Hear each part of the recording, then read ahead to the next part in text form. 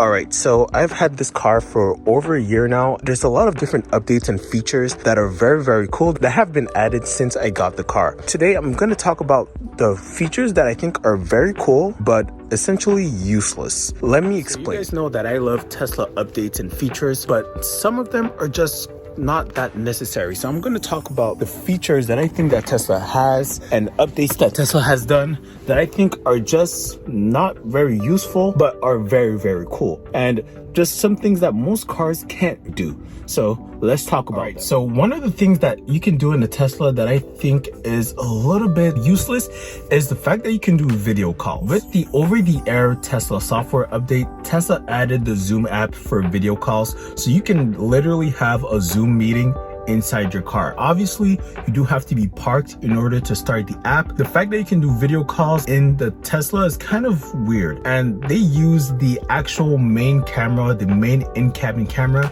to use the actual video calls. You can talk to someone, they can see your face, you can see their face, and you guys can have a real conversation with all the tools provided with the car. It is kind of weird to have a Zoom meeting in your car. You're most likely gonna have your phone, your tablet, or a laptop with you, and you can have the Zoom meeting with those devices and have better camera quality. All right, so this is how you actually start the meeting. Bring up the app view, and then from here you're gonna see the Zoom app right here. So you click on the Zoom app, and then it's gonna load up, and then it asks you to sign in. So I signed in with Google, so I'm just gonna sign in directly. So from there, you're gonna go into start a Zoom meeting.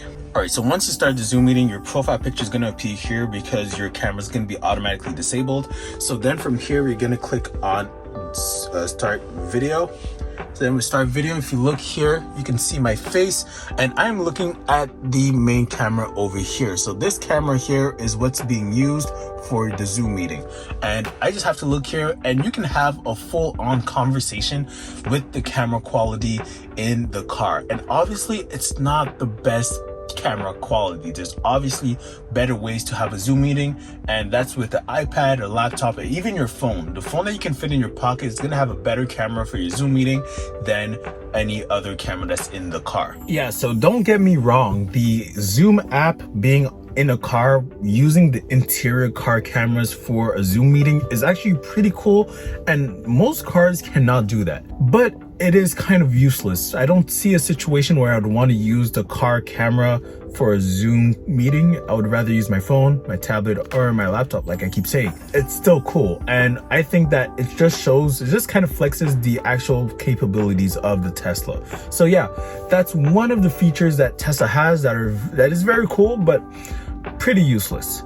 And that leads me to another one for entertainment, which is gaming.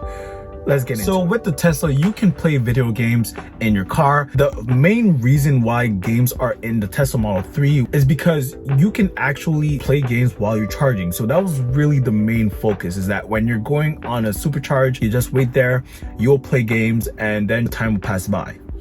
But in the beginning stages of the Tesla and the Tesla supercharger network, the superchargers will only charge to around 72 kilowatts. But these days, superchargers are at 150 kilowatts to 250 kilowatts. And the charge time is really reduced. So right now, if I want to charge my Tesla on a road trip, I'll only have to stop for 15-20 minutes and I'm on my way. Before, it might take longer. Since my Tesla only charges max to 170 kilowatts and I only have a 60 kilowatt hour battery, it only charges for about 15-20 minutes until I need to go to my next destination.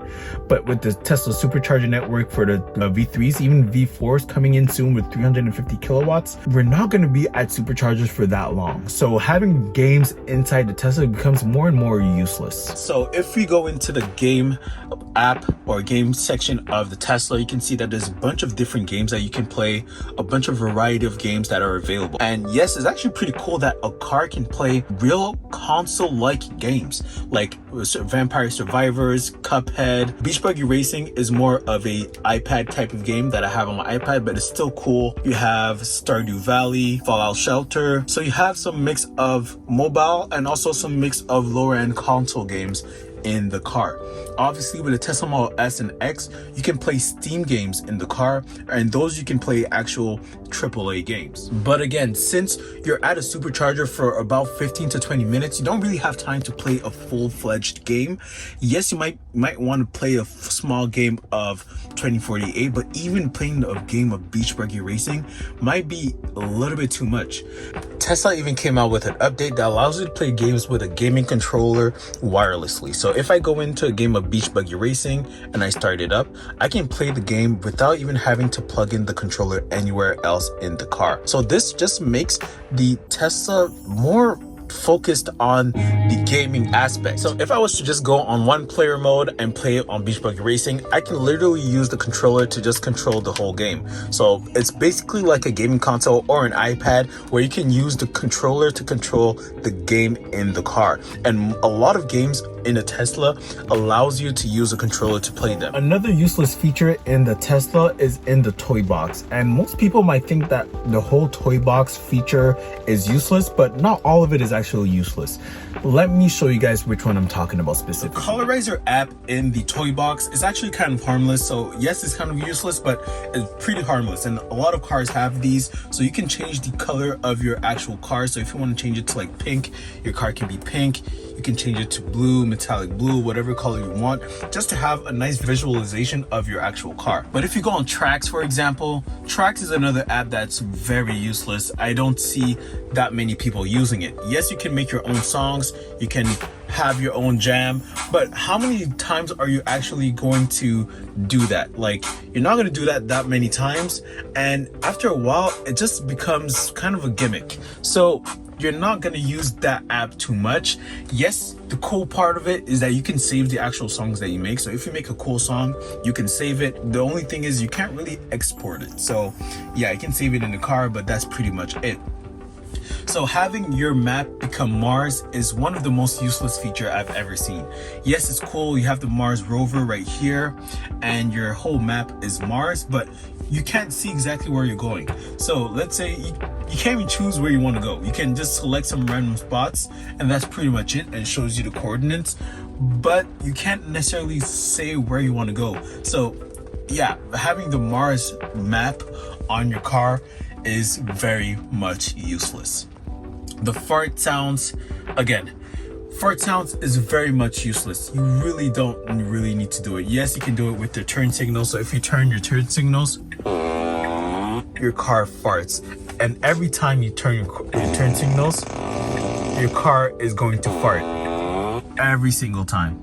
So every single time, yep, different farts.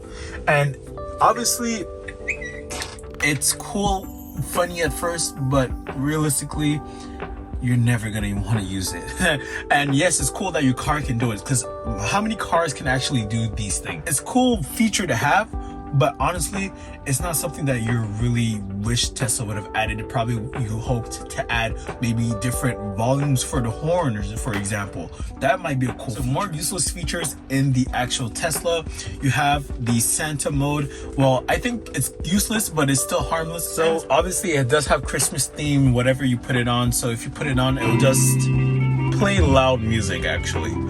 And yeah, that's kind of annoying. I'm not even sure if it plays outside the car or not, but if it does, then that's pretty much annoying. So yeah, let me stop that right here. The Christmas theme is cool, but again, useless. Most useless one is the rainbow theme when you're on autopilot. So when you're on autopilot, you have Rainbow Road like Mario Kart, and yeah, it doesn't do anything else. Basically, that's pretty much it. So it's cool that it can do it, but again, very much useless. All right, so making a video talking about the actual features of the Tesla and features that are pretty useless in the Tesla got me wanting to make a video talking about what features Tesla should add to the car. So there's a bunch of different features that I think that Tesla should add to the Tesla Model 3, the Y, the S and X. So I might make a video on that next about what features Tesla should add or maybe change or update. But so far, these are the features that I think are pretty useless in the Tesla, but are still pretty cool. Let me know if you think those features are actually useful, and if you think maybe they're not as cool as I probably think they are. So yeah, see you guys on the next video. Peace.